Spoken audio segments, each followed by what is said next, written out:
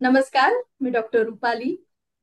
Responsible parenting academy तर्फे आयोजित केलेल्या या पॉडकास्टमध्ये तुमच्या सगळ्यांचं अगदी मनापासून स्वागत आहे. रिस्पॉन्सिबल पॅरेंटिंग अकॅडमी हे एक डिजिटल स्कूल आहे जे तुम्हाला तुमचं पॅरेंटिंग इझी करायला मदत करतं. अ, मराठी पालकांसाठी, स्पेशली मदर्ससाठी हे अतिशय उत्तम प्लॅटफॉर्म आहे. तुम्हाला स्वतःला इम्पॉवर करण्याचं, मदरहूड इम्पॉवर करण्याचं आणि आपल्या पॅरेंटिंग स्टाईलमध्ये सुधारणा करण्याचं. आज आपण भेटलो आहोत त्यासाठी निमित्त आहे एका पॉडकास्टचं. येस, आपल्याकडे आज पाहुणे आलेले आहेत. आपल्याकडे आलेले पाहुणे हे एका विषयातले तज्ज्ञ आहेत आणि त्यांच्याशी आपण चर्चा करणार आहोत. ऑफकोर्स विषय आहे सुवर्ण प्राशन संस्कार. सुवर्ण प्राशन संस्काराबद्दल आपण अनेक ठिकाणहून अनेक जाहिरातींमधून ऐकत आलेलो आहोत, पण एक्झॅक्टली काय आहे याबद्दल आपल्याला डिटेलमध्ये माहिती घ्यायची आहे. त्यासाठी आपल्याकडे आलेल्या वैद्या आहेत ज्यांनी 15 वर्षापेक्षा जास्त आयुर्वेदिक प्रॅक्टिस केलेली आहे. त्या एमडी आयुर्वेद आहे. काय चिकित्सा अर्थात आयुर्वेदिक मेडिसिन मध्ये त्यांनी पोस्ट ग्रॅज्युएशन केलेलं आहे. गर्भसंस्कार या विषयात त्यांना विशेष रुची आहे, म्हणून पुण्यातल्या अनेक हॉस्पिटल्समध्ये त्या गर्भसंस्कारच्या क्लासेस घेत असतात. त्वचा विकार for example psoriasis, eczema, infertility, सांधे विकार अर्थात रुमॅटोलॉजी यातही त्यांचा विशेष हातखंडा आहे. योगा आणि डाएट यात त्यांनी पोस्ट ग्रॅज्युएशन डिप्लोमा केलेला आहे. पुण्यात धानोरी आणि विमाननगर अशा 2 ठिकाणी त्यांचे स्वतःचे पंचकर्म सेंटर्स आहेत. सो आज आपल्याकडे आलेल्या वैद्या आहेत वैद्य सविता नेमाडे. येस मॅम, मी तुमचं अगदी मनापासून स्वागत करते. Hello Savita ma'am. हॅलो. नमस्कार मॅम. नमस्कार मॅम. कशा आहात मॅम तुम्ही? एकदम छान मॅम. छान आहे. थँक्यू. आज तुम्ही आमच्या रिस्पॉन्सिबल पॅरेंटिंग अकॅडमीमध्ये आलेला आहात. आमच्या मराठीमध्ये तुम्हाला ऐकण्यासाठी अतिशय उत्सुक आहे. आणि आजचा आपला विषय आहे सुवर्णप्राशन संस्कार, आयुर्वेदाने दिलेलं एक वरदान. तर सगळ्यात बेसिक प्रश्नापासून आपण सुरुवात करूयात की सुवर्णप्राशन म्हणजे काय? ओके.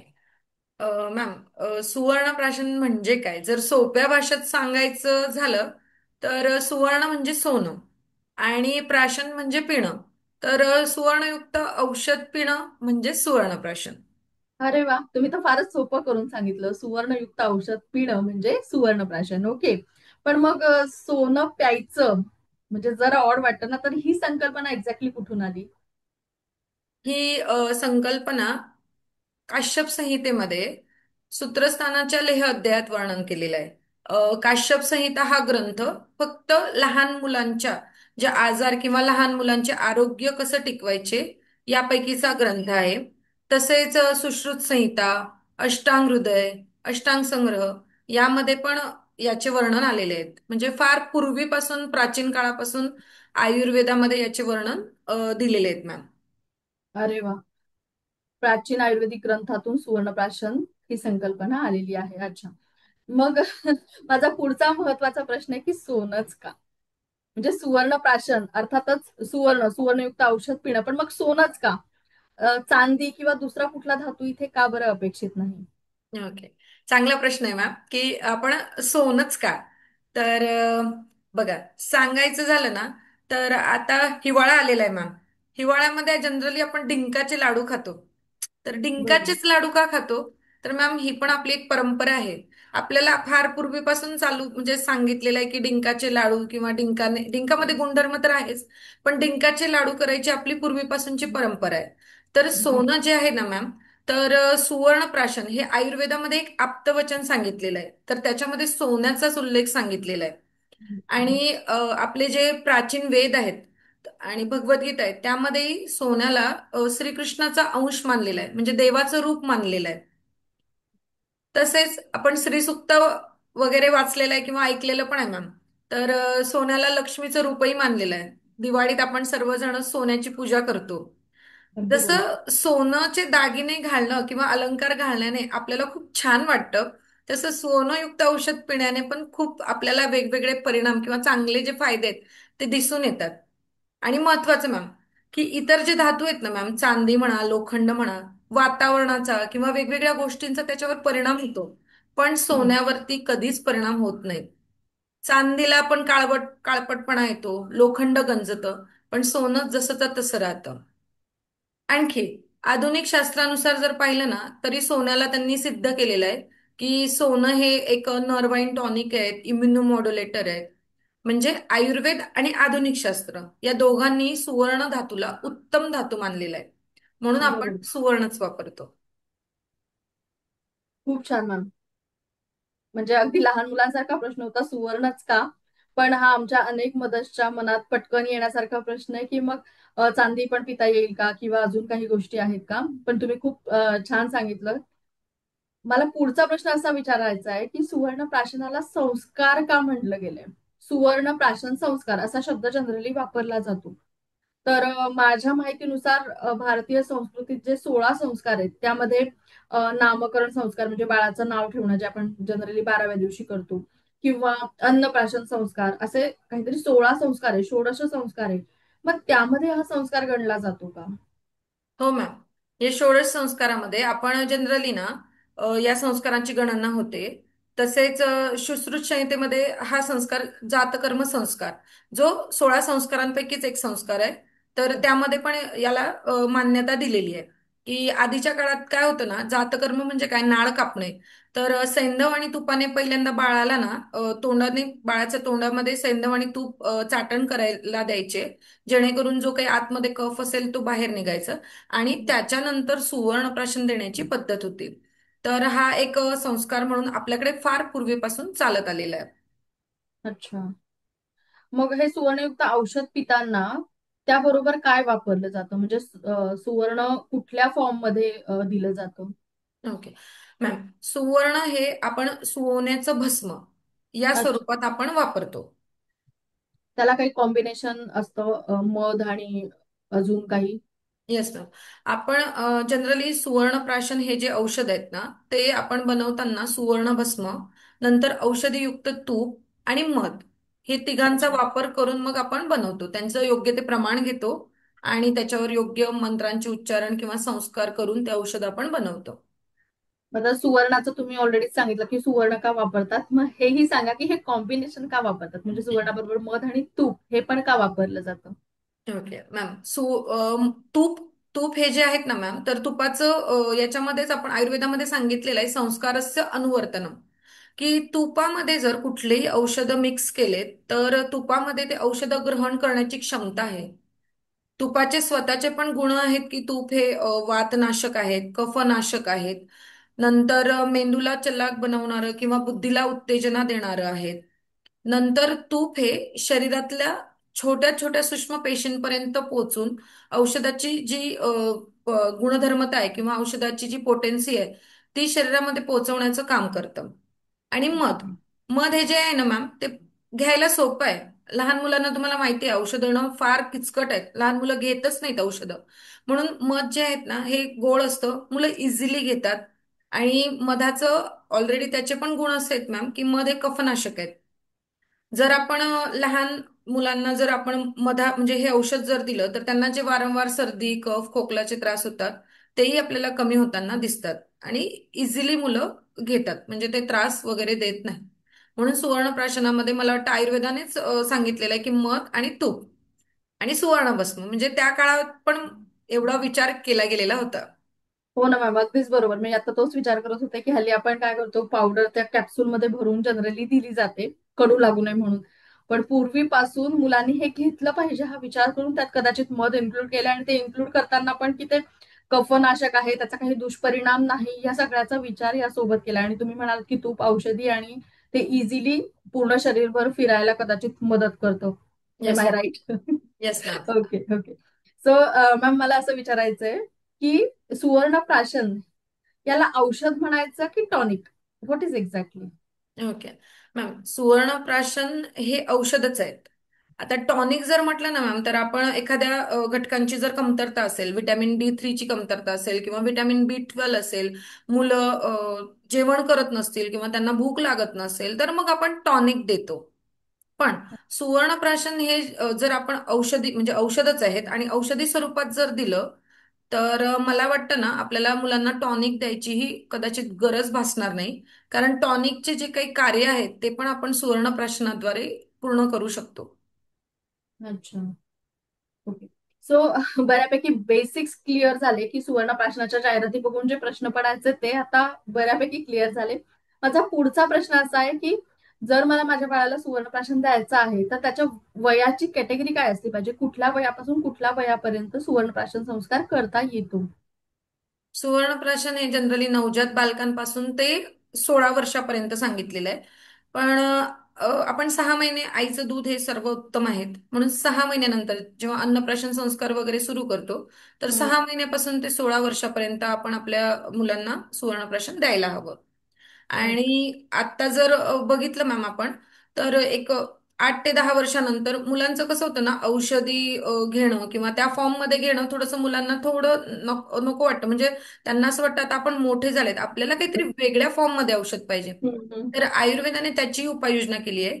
तुम्ही ते चांगल्या तज्ञ म्हणजे वैद्य आहेत त्यांच्या सल्ल्यानुसार वगैरे आयुर्वेदात काही औषधं आहेत जे तुम्ही मुलांना देऊ शकतात, की जेणेकरून सुवर्णप्राशनासारखेच फायदे तुमच्या मुलांना मिळणारच आहेत. अच्छा, म्हणजे आयुर्वेदाने सांगितलंय की मूल जन्माला आल्यापासून 16 वर्षापर्यंत द्या, पण बरोबर. आपण जनरली 6 महिन्याच्या पुढे ते ऍडवाइस करतो. आणि बरोबर. 10 वर्षाच्या पुढे इन केस आपण त्याच्या ऐवजी किंवा त्याच्यासोबत अजूनही काही औषधं देऊ शकतो की जे आयुर्वेदिक आय गेस टॉनिक स्वरूपात असावेत. Okay. Yes ma'am. Yes. Okay. So सुवर्णप्राशन कधी द्यावं, म्हणजे डेली द्यायचं की काय त्याचं स्वरूप असतं त्या औषधाचं? ओके मॅम, सुवर्णप्राशन हे सांगितलेलं आहे की तुम्ही पुष्य नक्षत्रालाच द्यायला पाहिजे. म्हणजे डेली देऊ शकतात.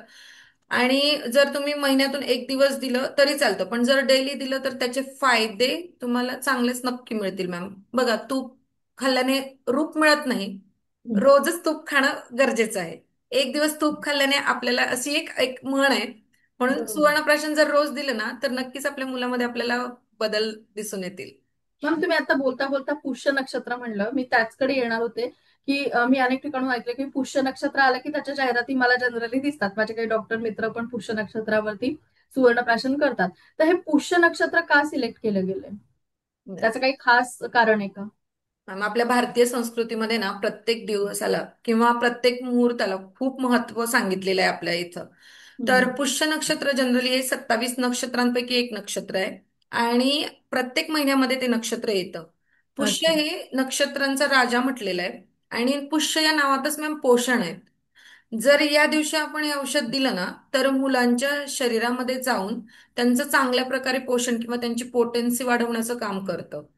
म्हणून आपण पुष्य नक्षत्राला देण्याचं म्हणजे मुलांना जनरली आपण सुवर्णप्राशन पुष्य नक्षत्रापासून द्यावं किंवा पुष्य नक्षत्रापासून सुरू करावं असं ऍडवाइस करतो. ओके. पुष्य म्हणजे पोषण असा अर्थ त्यात अपेक्षित आहे. खूप येस. छान. म्हणजे मुलांच्या पोषणासाठी आपण जे औषध देतोय ते त्या विशिष्ट नक्षत्रावर दिलं जावं किंवा तिथपासून ते डेली देण्याची सुरुवात करावी असं तुम्हाला म्हणायचं आहे. Yes ma'am. ओके. पण मग म्हणजे पुष्य नक्षत्रावर द्यायचं किंवा डेली जरी द्यायचं तर आई ते स्वतः घरी देऊ शकते की वैद्यांकडे गेलं पाहिजे, वैद्यांकडून घेतलं पाहिजे, यावर पण थोडा लाईट टाका. बर मॅम, आई देऊ शकते म्हणजे बघा, जर आपल्याला आता युट्यूबवर बरेच व्हिडिओज असतात सुवर्णप्राशन कसं बनवायचं काय बनवायचं. ओके. पण जे काही औषधं आपण घेतो बनवण्यासाठी तर त्यांची शुद्धी किंवा त्याच्यामध्ये काही अशुद्धी आहेत का काही आहेत का ते आपण आईला कळत नाहीत. कारण वैद्यांना जे कळतं ते नाही कळत आपल्याला. तिथे वैद्यांनी रत्न स्वतः बारकी पाहिजे. येस मॅम, की वैद्यांनी स्वतः जे औषधांचे जे काही त्यांच्यामध्ये वापरले जाणारे औषधं आहेत ते हम्म. स्वतः ते व्यवस्थित सगळे चांगलं म्हणजे निकष पाहतात की उत्तम आहेत का त्याच्यामध्ये अशुद्धी आहेत का. आणि त्याच्यानंतर हे औषधं आपण जेव्हा तयार करतो तेव्हा मुलांची वय प्रकृती वजन या सगळ्यांचा विचार करून आपण त्याचं प्रमाण ठरवतो. परत हे तयार करताना आपल्याला एक 3 प्रहर वेळ लागतो. आणि आपण हे सर्व मंत्रोच्चारण करून करतो. त्याच्यामुळे जर मला असं वाटेल की वैद्यांनी जर स्वतः तयार केलेलं असेल तर ते नक्कीच खात्रीशीररित्या मुलांसाठी चांगलं ठरणार आहे. म्हणजे वैद्यांनी तयार केलेलं येस मॅम. आई घरी पण देऊ शकते. हो, आई घरी पण देऊ शकते. Excuse me.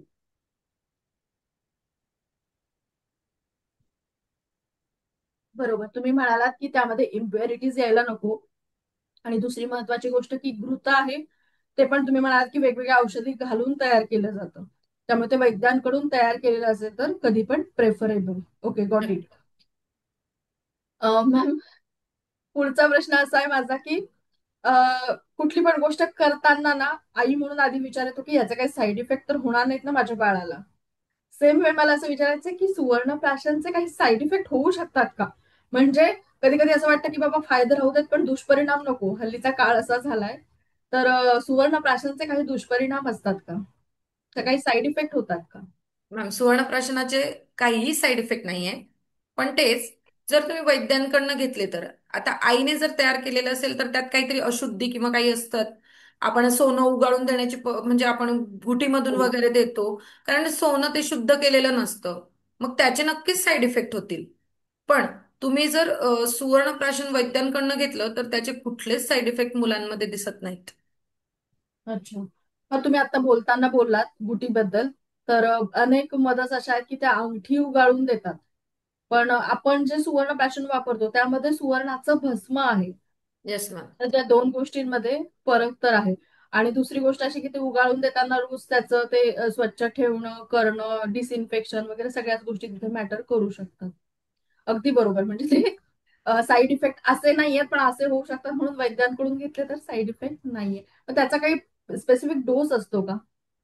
येस मॅम, सुवर्णप्राशनाचे ना प्रत्येक मुलाचे वय किंवा त्यांचं वजन आणि त्यांच्या सगळ्या गोष्टी लक्षात घेऊन ना त्याचे लहान म्हणजे अगदी नवजात बालकापासून तर 16 वर्षापर्यंत त्याचे आपण डोस आहेत त्याचे, तर आपण ते प्रत्येक मुलानुसार आपण वेगवेगळे ठरवतो की कोणाला किती द्यायला पाहिजे. ओके. बरं झालं मॅम, आज आपला पॉडकास्ट झाला. कारण माझ्या कम्युनिटीतल्या अनेक मदर्स मला विचारायचे की मॅम, ह्या कंपनीची ही सुवर्ण प्राशनची बॉटल आहे, ही चांगली का, ही घेऊ का? सो मला त्यावेळी प्रश्न पडायचा की यांना काय एक्झॅक्टली आन्सर देऊ. सो कुठल्याही कंपनीचा रॅन्डम ओव्हर द काउंटर काही घेण्यापेक्षा वैद्यांच्या सल्ल्याने घेतलेलं बेटर, असं मी त्यांना आता ठामपणे सांगू शकेन. सो आता मला सांगा, आता एकदम मी तयार आहे की माझ्या मुलांना आणि आमच्या कम्युनिटीतले सगळ्या मदर्स तयार आहेत की आम्ही आमच्या बाळांना आता सुवर्ण प्राशन करू. आता आम्हाला जाणून घ्यायला आवडेल की सुवर्ण प्राशनचे एक्झॅक्टली फायदे काय आहेत शरीरावर, मनावरती, किंवा तुम्ही जे काय सांगाल ते सगळं ऐकायला आम्ही उत्सुक आहोत. हम्म. मॅम, सुवर्णप्राशनाचे भरपूर फायदे आहेत. काश्यप संहितेत एक खूप छान श्लोक आलेला आहे मॅम, की सुवर्णप्राशनम ही एततम मेधाग्नी बलवर्धनम आयुष्यम मंगलम पुण्यम वृषम बल्यम ग्रहापहम परम मासात मेधाभी व्याधिभी चिकित्सना दुष्यते षडभी मासात श्रुतधर सुवर्ण प्राशनात भवेत. तुम्ही जर 1 महिना मुलाला दिलं ना मॅम तर मुलगा मेधावी होतो म्हणजे बुद्धिमान होतो. आणि 6 महिने कंटिन्यू दिलं तर मुलगा श्रुतधर होतो. म्हणजे काय, की एकदा वाचलं की मुलाचं लगेच लक्षात राहतं. अरे बापरे, मग तर द्यावंच लागेल. आणि सर्वात महत्वाचं, मुलांची रोगप्रतिकार शक्ती वाढते. वर्ण म्हणजे त्याची जी कांती आहे किंवा त्याचा वर्ण आहे ते सुधारायला मदत होते. मुलांची हाडांची वाढ होत असते, तर हाडांच्या वाढीसाठी ते पोषक आहे किंवा चांगलं आहे. जनरली लहान मुलांना सर्दी, खोकला, कफ वारंवार हे त्रास होत असतात. पचनाचे त्रास होत असतात, तर सुवर्णप्राशन जर दिलं तर हे त्रास कमी होण्यास मदत होते. सर्वात महत्वाचं, प्रत्येक आईला वाटतं की आपलं मूल हे हुशार असावं. तर सुवर्णप्राशनामुळे आपलं मेंदू आणि बुद्धी याची पण गुणवत्ता वाढत असते. कारण जनरली मुलांचा जो मेंदू आहे तर या 5 वर्षापर्यंत त्यांची डेव्हलपमेंट फास्ट होत असते. या हम्म. काळात आपण दिलं तर आपल्या मुलाला नक्कीच त्याचा चांगला फायदा दिसून येतो. परत सुवर्णप्राशन हे असं औषध आहे ना मॅम, की ते मुलगा इझिली घेतो. त्याला त्रास देता येत त्रास देत नाहीत की आई मी घेत नाही किंवा नाही. हम्म. त्याच्यामुळे सुवर्णप्राशनामुळे मुलांची ओव्हरऑल जी रोगप्रतिकार शक्ती आहे किंवा मुलांची जी पोषण करण्यास किंवा वाढ होण्यास एक चांगली मदत होते मॅम. ओके. नाही, तुमचं ऐकल्यानंतर तर खरंच असं वाटलं, म्हणजे श्रुतधर आणि मेधावी बाळ आज प्रत्येक आईला हवंय. कारण माझ्याकडे काउन्सिलिंगला आल्यावर पहिला प्रश्न असतो, मॅम आमचं बाळ अभ्यासच करत नाही, त्याला अजून एबीसीडी पण लिहिता येत नाही. म्हणजे रादर दॅन बाकीची डेव्हलपमेंट, आयांना सध्या हा प्रश्न मोठा भेडसावतो. आणि साहजिक पण आहे, त्यात चुकीचं असं काही नाही, कारण सगळं जग हल्ली रेसमध्ये पळाल्यासारखं पळतंय. सो फायदे तर अमेझिंग आहेत. पण पुन्हा एकदा एक शंकेखोर मन प्रश्न विचारतंय की अ, हे आयुर्वेदिक म्हणजे खूप हजारो वर्षांपूर्वीचं शास्त्र आहे. तर आताच्या काळाला धरून हे औषध सुवर्ण प्राशन संस्कार खरोखर उपयोगी पडतो का? ओके. मॅम चांगला प्रश्न आहे.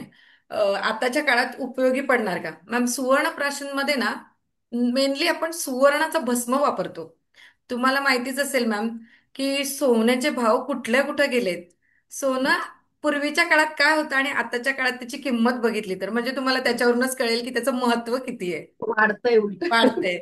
परत आता ना मॅम आधुनिक आताच्या काळामध्ये ना हल्ली प्रदूषण वाढलेले आहे. जंक फूड्स नंतर आपण जे काही खातो ना सगळं केमिकल युक्त आहे. हे जे काही टॉक्झिन्स आपल्या शरीरामध्ये कळत न कळत रोजच्या रोज आपण खात राहतो किंवा घेत राहतो. तर याला जर दूर करायचं असेल ना मॅम तर सुवर्णप्राशनाचा खरंच खूप चांगला फायदा आपल्या मुलांना आपण देणार आहे. जेणेकरून त्यांचं पुढचं जे आयुष्य आहे ते चांगलं आणि निरोगी राहील. कारण इतर हल्ली भरपूर आजार वाढत चाललेले आहेत. तर आपल्या मुलाला आपण जर म्हणजे एक चांगला हुशार तर बनवायचंच आहे पण त्याच्यासोबत एक हेल्दी लाईफ पण आपल्याला त्याला द्यायची आहे. तर बरोबर. हे नक्कीच एक चांगलं कॉम्बिनेशन होईल मुलासाठी की त्याला हेल्थ पण मिळणार आहे पण त्याच्यासोबत त्याचं जे काही माइंड किंवा बुद्धी आहे ती पण नक्कीच चांगली होणार आहे. म्हणून आताच्या काळात उलट सुवर्णप्राशनाचा जर वापर केला तर मुलांना हे फायदेशीर ठरणार आहे मॅम. खूप छान मॅम. आता रिसेंटली मी अनेक एअर प्युरिफायरच्या जाहिराती रिसेंटली बघण्यात आल्या आणि असं वाटलं खरंच याची गरज आहे का. कारण बाहेर पोल्युशन खूप वाढतंय आणि आपल्या मुलांच्या लंग्सला खूप जास्त प्रेशर देण्यापेक्षा त्यांना एअर प्युरिफायर वाली शुद्ध हवा द्या म्हणून ते ऍडव्हर्टाईज करतायत. मे बी ते प्रॉडक्ट चांगलं असावं, आय डोंट नो, पण माझ्या ॲज अ आई हेच मनात आलं की मी किती काळ बाळाला घरात ठेवणार आहे. त्याला त्याची प्रतिकारशक्ती वाढवून बाहेर जाणं भागच आहे. आपण त्याला कायम प्रोटेक्टेड ठेवू शकत नाही. मग अशा वेळी बाहेर पाठवताना जर त्याच्या मागे ही सुवर्णप्राशन सारखी रोग प्रतिकारशक्ती स्ट्रॉंगली त्याच्यापाशी असेल, त्यातून ती डेव्हलप झाली असेल, तर मग ही आयांची भीती बऱ्याच अंशी कमी होऊ शकेल. नक्कीच. आम्ही बाळांना आमच्या वॅक्सिनेशन देतोय व्यवस्थित, किंवा व्हिटॅमिन बी 12, व्हिटॅमिन डी, झिंक वगैरे सगळे सप्लिमेंट्स आज आमचे पेडियाट्रिशियन सांगताय तसं देतोय. तर मग हे कॉन्ट्राडिक्टरी होणार नाही ना, म्हणजे एका वेळी आम्ही सुवर्णप्राशन आणि हे सगळं देऊच शकतो ना. ओके. नक्कीच मॅम देऊ शकतो. सुवर्ण प्राशनामध्ये ना मॅम सुवर्ण भस्म मध आणि तूप हे तीनच औषध आहेत की जे आपण इझिली आपल्या घरामध्ये आपण अन्न म्हणजे बघा तुम्ही मुलांना जे काही टॉनिक्स देतात त्याच्यासोबत आपण रोजचं अन्न देतच आहे. ओके. आणि हे जे कॉम्बिनेशन आहे ॲज लाईक आपलं आपण अन्न हेच औषध या स्वरूपातच आपण देतोय. त्याच्यामुळे कुठलंही कॉन्ट्राडिक्टरी वगैरे नाहीये. तुम्ही देऊ शकतात इझिली. ओके. आणि सुवर्ण प्राशन जेव्हा आता बाळाला द्यायचं पुष्य नक्षत्रावर किंवा डेली द्यायचं आहे, तर त्यावेळी बाळाने काय खायचं नाही किंवा काय खायचं, असं काही नियम असतात का, पथ्य ज्याला आपण म्हणतो. जसं आयुर्वेदात अनेक पथ्य सांगितले जातात, असं त्यामुळे लोक घाबरतात आयुर्वेदिक मेडिसिन किंवा हे घ्यायला, की पंचकर्मानंतर फॅन खाली बसायचं नाही, गार हवेत जायचं नाही. सो असे काही पथ्य सुवर्ण प्राशनाला पण असतात का? मॅम सुवर्णप्राशनाला फक्त कसं आहेत ना की सकाळी अनुशापोटी दिलं गेलं पाहिजे. अच्छा. आणि दिल्यानंतर ना तुम्ही एक 15 ते 20 मिनिट फक्त मुलांना काही खायला नका देऊ किंवा पाणी नका देऊ प्यायला. जेणेकरून त्याचं ऍब्सॉर्प्शन किंवा ते आतमध्ये जाऊन त्याचं कार्य चांगल्या प्रकारे करेल. फक्त एवढंच करायचंय. बाकी ऍज सच असे पथ्य नाहीयेत मुलांना कुठले. ओके. तसं मग सोपं आहे द्यायला, फार हो. अवघड नाहीये. आणि मधामुळे ऑलरेडीच गोड आहे तर मुलं घेतील पण आनंदाने. हे खरंच अमेझिंग आहे, म्हणजे फार विचार करून हे सगळं बनवलं गेलंय. सो सविता मॅम, माझा पुढचा प्रश्न असा आहे की गेले अनेक वर्ष तुम्ही सुवर्णप्राशन अनेक मुलांना करत आहात.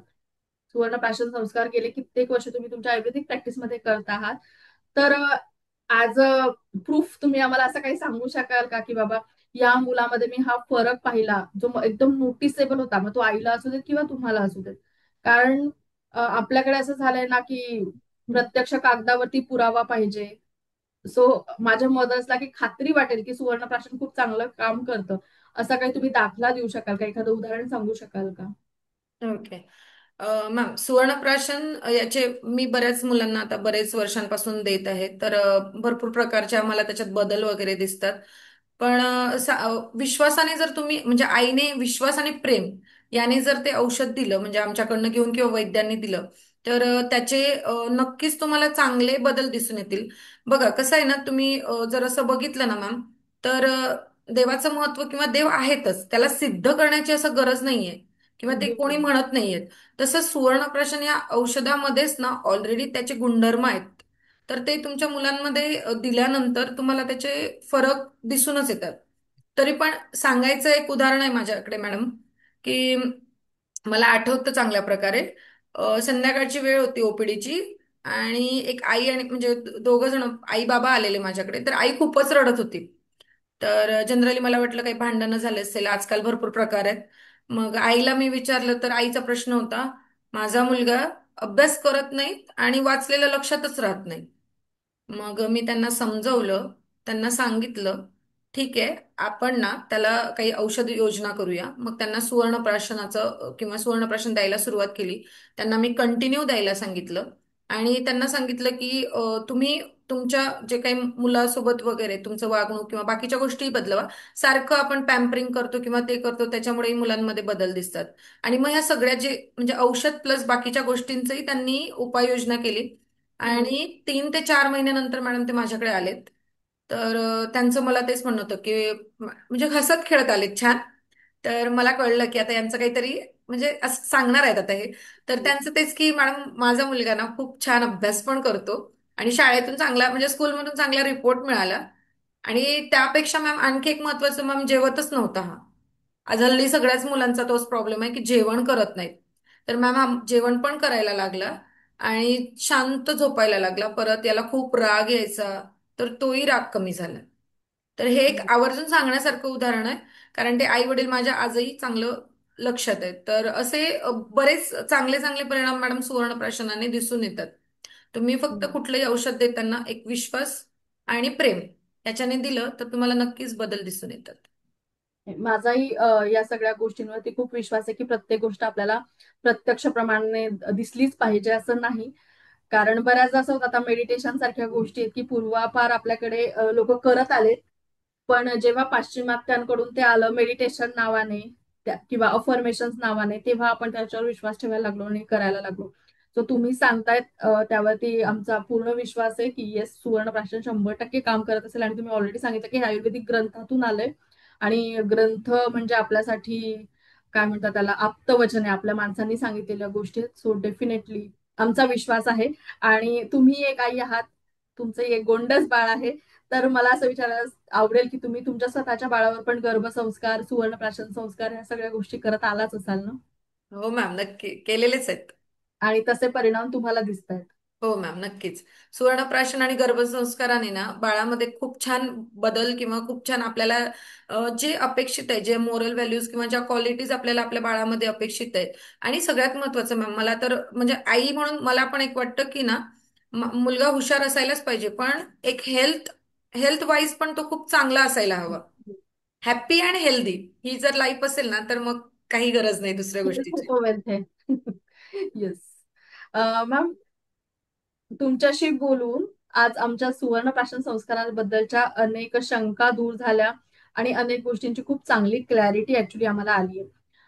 तर मला मुलाखतीच्या शेवटी प्रश्न विचारायचा आहे तुम्हाला की आज आपल्या रिस्पॉन्सिबल पॅरेंटिंग अकॅडमीच्या मदतसाठी तुम्ही काय सुवर्ण संदेश द्याल? ओके. बघा, आईचं जे प्रेम आहे ना मॅम, तर ते आईचं प्रेम हे प्रत्येक मुलासाठी एक म्हणजे सुवर्ण संदेश आहे माझा, की आईच्या प्रेमापेक्षा मोठा असा कुठलाच एक संस्कार नाहीये. तर करेक्ट. तुम्ही ते प्रेम आणि विश्वासाने सुवर्ण प्राशन द्या. पण त्यासोबत मी म्हटलं ना की आपली एक आईची आपल्या मुलासोबतची जी वागणूक किंवा जी बॉन्डिंग असते, तर त्याच्यातही आपले बदल दिसायला हवे. तेव्हा मला प्रत्येक आईला हे सांगावं वाटेल की रुपाली मॅडमचं जे काही त्यांनी पॅरेंटिंग सेशन्स वगैरे घेतात ना, ते पण नक्कीच फॉलो करा. म्हणजे काय की आईचं जे प्रेम आहे प्लस सुवर्णप्राशन, याच्यामुळे तुमचं जे बाळ घडणार आहे ना, तर नक्कीच त्याच्यापेक्षा दुसरं कुठलाच म्हणजे तुमच्यासाठी मला एक सांगता येणार नाही संदेश. हाच एक मोठा संदेश तुम्हाला मला सांगायचा आहे. खूप छान मॅम, खूप छान. आणि थँक्यू, माझ्याही कार्याची दखल तुम्ही घेतली. ऍक्च्युली आज तुम्ही वेळात वेळ काढून इथे आलात आणि इतका वेळ सुवर्ण प्राशनाशी संबंधित आपण छान चर्चा केली, त्यातून अनेक आमचे इन्साइट्स क्लिअर झाले. त्याबद्दल खूप मनापासून मी तुमची आभारी आहे. धन्यवाद. मॅम, अजून एक महत्वाची गोष्ट की हा सुवर्ण प्राशनाचा आपला पॉडकास्ट बघताना अनेकांना असं वाटेल की मग मी प्रॉपर पद्धतीने बनवलेलं सुवर्णप्राशन कुठून घ्यावं. तर आजूबाजूला त्यांच्या जवळपास वैद्य असतील तर तिथून ते घेऊच शकतात. पण इन केस आमच्या मदतला असं वाटलं की तुमच्याशी कॉन्टॅक्ट करावा किंवा तुमच्याशी संपर्क साधावा, तर तुम्ही कुरिअरने किंवा एनी हाऊ त्यांना ते प्रोव्हाइड करू शकता का? येस मॅम, नक्कीच. त्यांच्याशी बोलून त्यांचे इतर काही प्रॉब्लेम्स असतील तर त्यानुसार आपण त्यांना त्यांच्या कस्टमाइज स्वरूपात आपण सुवर्णप्राशन वगैरे देऊन कुरिअर करू शकतो. अरे वा, हे तर खूपच छान झालं. म्हणजे आम्हाला सल्लाही मिळाला आणि आम्हाला थेट मार्गदर्शन पण मिळणार आहे. येस मॅम, तुमच्या डिटेल्स मला प्रोव्हाइड करा. आपण ते डिस्क्रिप्शन मध्ये टाकूयात की जेणेकरून आमच्या मदतला तुमच्यापर्यंत पोहोचता येईल, तुमच्याशी संवाद साधता येईल, कनेक्ट होता येईल. So yes. रिस्पॉन्सिबल पॅरेंटिंग अकॅडमीच्या वतीने मी तुमचे मनापासून धन्यवाद करते मॅम. तुम्ही इथे धन्यवाद आलात मॅम. आणि आम्हाला अनमोल मार्गदर्शन केलं. पुन्हा असंच भेटूयात एखाद्या नव्या विषयासह याच पॉडकास्टमध्ये. रिस्पॉन्सिबल पॅरेंटिंग अकॅडमी जी मदर्सला हेल्प करण्यासाठी एक डिजिटल स्कूल आहे आणि जिथून आपण वेगवेगळ्या माध्यमातून मदर्सशी कनेक्ट होत असतो, स्पेशली माझ्या मराठी मदर्सशी. चला पुन्हा भेटूया. Take care. Bye bye. Have a good day. Thank you ma'am. Thank you. Thank you. Thank you ma'am.